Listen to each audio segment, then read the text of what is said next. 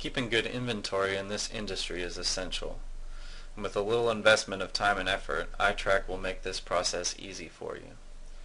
In this video, we will cover the task of adding some inventory items.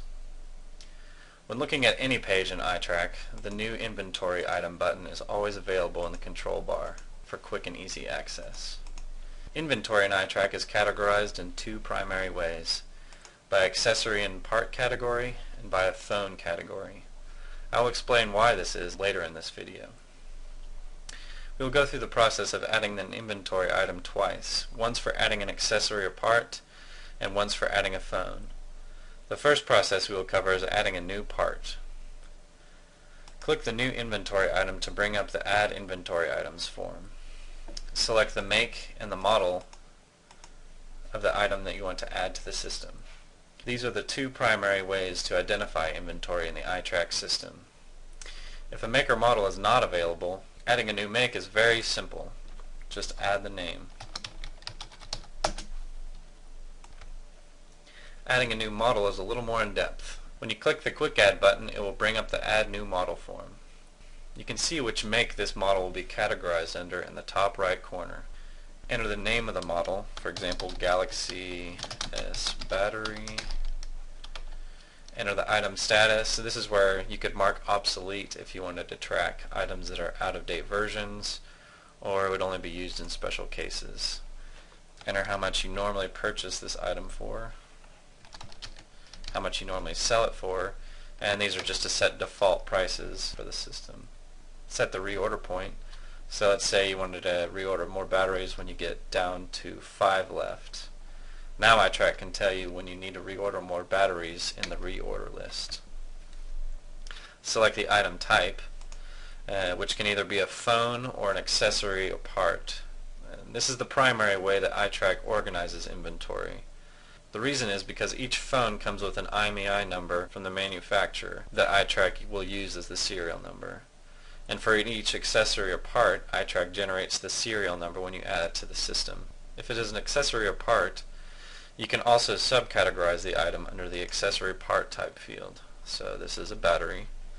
And under the compatibility list, you can mark what this item is compatible with. So for example, this is a Galaxy S battery, and we can associate it with the Galaxy S phone.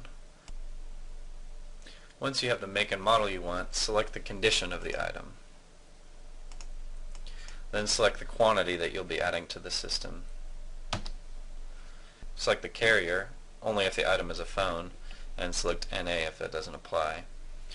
Change the purchase price if it differs from the default price, and change the sales price if it differs from the default price. Enter any notes.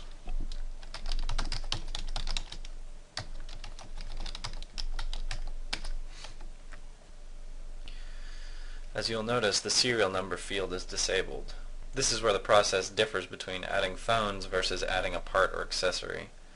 Since this is a part, iTrack will automatically generate the serial number for each part you add to the system.